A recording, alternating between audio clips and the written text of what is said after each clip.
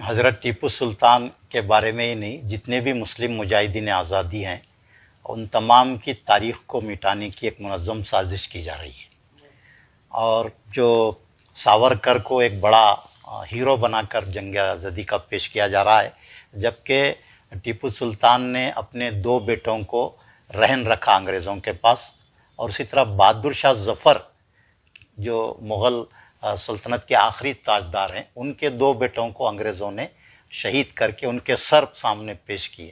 تو اس وقت بہادر شاہ ظفر نے کہا کہ مجھے ناز ہے کہ میرے 2 بیٹے ہندوستان کے لیے شہید ہوئے۔ تو ایسی تاریخ، شاندار سنہری تاریخ مسلم مجاہدین آزادی کی ہے، اور ٹیپو سلطان کی تاریخ کو اس لیے مٹانے کی یا پھر ان کے خلاف گمراہ کن پروپیگنڈا کرنے کی کوشش کی جا رہی ہے کہ جو فرقہ پرست طاقتیں ہیں وہ چاہتی ہیں کہ ٹیپو سلطان نے جس طرح سے یہاں پر ایک سوشل ریفارم، ایک سماجی انقلاب لایا تھا کرناٹک میں یا دکن میں، تو اس سے جو اعلیٰ ذات کے لوگ ہیں ان کو بڑی چوٹ پہنچتی ہے۔ تو وہ چاہتے ہیں کہ ٹیپو سلطان نے جو اصلاحات کی تھیں اور ٹیپو سلطان کی تحریک کو آگے نہ بڑھایا جائے، اسی لیے ان کے خلاف ایک گمراہ کن پروپیگنڈا کیا جا رہا ہے۔ لیکن افسوس کہ ہم جو ٹیپو سلطان کے چاہنے والے محبان ٹیپو ہیں، وہ ٹیپو کو صرف ٹیپو جینتی کے موقع پر ہی یاد کرتے ہیں، اور ان کے کارناموں کو، ان کی تاریخ کو نہ اسکولوں میں پیش کیا جا رہا ہے، نہ کوئی بڑے جلسے منعقد کیے جا رہے ہیں، اور نہ ہی کوئی لٹریچر اس طرح کا تیار کیا جا رہا ہے۔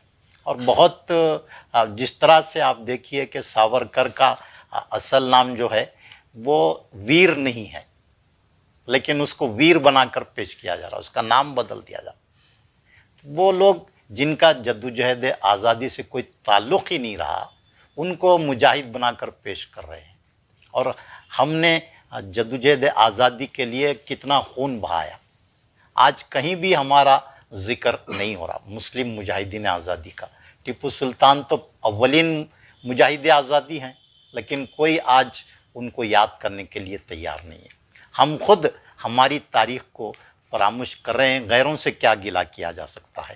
تو ضرورت اس بات کی ہے کہ ٹیپو سلطان کے خلاف جس طرح کا پروپیگنڈا کیا جا رہا ہے اس کا منظم جواب دیا جانا چاہیے، اخبارات کے ذریعے، سوشل میڈیا کے ذریعے، اور جس طرح کے بھی خاص طور پر سیاسی بیانات ٹیپو سلطان کے خلاف اتنے زیادہ اور گمراہ کن آ رہے ہیں کہ ہمارے سیاسی قائدین ان کا جواب دینے کی صلاحیت نہیں رکھتے۔ مجھے یہ کھل کر کہنا پڑتا ہے، جو بھی ٹیپو سلطان کے خلاف تنقیدی بیانات آئے اس کا فوری رد عمل ہونا چاہیے، اس کا جواب آنا چاہیے، لیکن افسوس کہ ہمارے سیاسی قائدین میں وہ صلاحیت نہیں ہے، نہ وہ میڈیا کے سامنے آ سکتے ہیں، نہ وہ میڈیا کو فیس کر سکتے ہیں، نہ وہ جو ٹیپو سلطان کے بارے میں گمراہ کن پروپیگنڈا کیا جا رہا ہے اس کا جواب دیتے ہیں۔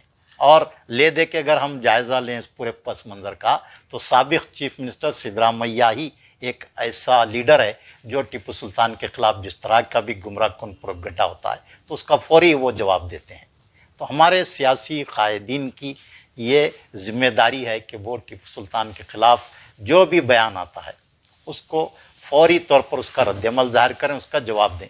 اور ٹیپو سلطان کو ایک سیاست کے لیے استعمال کیا جا رہا ہے کرناٹک میں، اور سیاسی مقصد کے تحت ہندوتوا ایجنڈے کا ایک حصہ بنا کر ٹیپو سلطان کو ہندو دشمن بنا کر پیش کیا جا رہا ہے، جبکہ ٹیپو سلطان ایک سیکولر، بلکہ ہندوستان کے میں سمجھتا ہوں کہ پہلے ایسے حکمران تھے جنہوں نے سیکولرزم کا تصور دیا، ہمہ مذہبی تصور انہوں نے پیش کیا۔ انہوں نے جب جانشینی جب ان کی ہوئی تو اس وقت انہوں نے جو 9 نکات کا جو فرمان انہوں نے پیش کیا، اس میں سب سے اہم نکتہ یہ تھا کہ ہندو مسلم ایک جہتی پر یہ ریاست قائم رہے گی، اور ہندو مسلم دونوں کی اخلاقی تربیت کا اہتمام کیا جائے گا۔ یہ ان کے فرمان میں ہے یہ بات۔ تو ٹیپو سلطان کی صحیح تاریخ کو عوام کے سامنے لانے کی ضرورت ہے، اور سب سے اہم کام جو گمراہ کن پروپیگنڈا وقتاً فوقتاً کیا جاتا ہے اس کا جواب دینے کی ضرورت ہے۔ ٹیپو سلطان کو شکست دینے کے لیے کون سے ہتھیار استعمال کیے گئے؟ کون سے ہتھیار نہیں، صرف ایک ہتھیار استعمال کیا گیا۔ اس سے پہلے ہم کو یہ जानना ज़रूरी है कि टीपू सुल्तान की जंगी महारत क्या थी। ये बहुत अहम सवाल जवाब है कि देखिए कि अभी अकबर साहब ने वो शेर सुनाया, तो मैं भी वो शेर यहाँ पेश करना चाहूँगा कि काफिर है तो शमशीर पे करता है भरोसा, काफिर है तो शमशीर पे करता है भरोसा, मोमिन है तो बेतैक भी लड़ता है सिपाही। तो इस शेर की मिसाल टीपू सुल्तान थे। और 5 से 19 साल की उम्र के दौरान उनको फौजी तरबियत दी गई और उनको बारूद खाने का जिम्मेदार बनाया गया। तो वो बारूद के ढेर में रहकर उन्होंने ऐसी तरबियत हासिल की कि उन्होंने तोप में इस्लाह की तोप को एक मॉडर्नाइज किया। तोप जो है बहुत हेवी होती थी। अब जैसा कि अहमदनगर से जो बीजापुर तोप लाई गई है, वो 400 बैल उसको खींचकर वहाँ तक ले आए थे। तो इतनी हेवी तोप जो है जंग में उसका मुंतकिल नकल हमल करना बहुत दुश्वार होता था। तो टीपू सुल्तान ने तोप की साइज़ को छोटा कर दिया और उसकी जो नाल लोहे की होती थी उसमें पित्तल का इस्तेमाल किया। तो उससे होता ये था कि गोला जो दागने के लिए पहले लोहे के तोप में 3 मिनट लगते थे, जब पित्तल लगाया गया तो 1 मिनट में दागा जाने लगा, नाल जल्द गर्म हो जाती थी ये। और उन्होंने बांस से राकेट बनाया, तो वो 200 मीटर दूरी तक राकेट, एक वक्त में 8-8, 10-10 बल्कि 20-20 राकेट जाकर वहाँ पर गिर जाते थे। तो ये जो जंगी महारत उनकी थी। और उन्होंने आज बख्तरबंद गाड़ी का तस्वुर आज है, उस वक्त टीपू सुल्तान ने गाड़ी बनाई थी, उसमें बैठकर फौजी जब जाते थे तो अंग्रेज़ों की बंदूकों के निशाने से बचते थे। तो ये जो जंगी महारत टीपू सुल्तान ने हासिल की। और उस वक्त जो निज़ाम और मरहटे जो हैं और अंग्रेज़ टीपू सुल्तान से इसलिए ख़ायफ रहते थे कि उनकी जंगी ताकत बहुत गैर मामूली थी, उसका वो मुकाबला नहीं कर सकते थे। तो अंग्रेज़ों ने हथियार से टीपू सुल्तान का मुकाबला नहीं किया, बल्कि उन्होंने एक साजिश का हथियार इस्तेमाल किया और इसी वजह से टीपू सुल्तान को शिकस्त दी। अंग्रेज़ हो या मराठा हो या निज़ाम हो या फिर और कोई बादशाह हो, टीपू सुल्तान को मैदान जंग में शिकस्त दे ही नहीं सकता था। ये टीपू सुल्तान की जंगी ताकत थी। तो जब अंग्रेज़ों ने देखा कि हम ताकत से मुकाबला नहीं कर सकते, तो उन्होंने साजिश का हथियार इस्तेमाल किया और साजिश के नतीजे में टीपू सुल्तान को शिकस्त हुई और वो शहीद भी हुए। मौजूदा हालात में जी जी टीपू की जिंदगी से क्या रहनुमाई हासिल करने की जरूरत है? जी मौजूदा हालात में टीपू सुल्तान की ज़िंदगी से जो सबसे बड़ा सबक हमें ये मिलता है कि शुजाअत और बहादुरी हम में होना चाहिए। और टीपू सुल्तान का दूसरा नाम ही बहादुरी और जद्दोजहद और शुजाअत है। और टीपू सुल्तान जो है ग़ुलामी के ख़िलाफ़ सबसे पहले और सबसे बड़े अलंबरदार थे। तो मुसलमानों के लिए या नौजवानों के लिए यही पैगाम है कि टीपू सुल्तान की ज़िंदगी से हम शुजाअत को सीखें और कभी किसी की ग़ुलामी को कबूल ना करें। और जब जैसा कि मैंने अपनी गुफ्तगू में बताया कि वो जब जानशीन हुए तो उन्होंने जो फरमान जारी किया था, उस वक्त जो अहद किया था, तो उसमें बहुत सा बड़ा पैगाम हमारे लिए है। मैं उसके 3-4 नुकात यहाँ पेश करना चाहूँगा कि पहला जो उन्होंने उसमें ऐलान किया था, प्रोग्राम ये था कि मुल्क की हिफाजत के लिए हमेशा अपने आप को आगे रखें।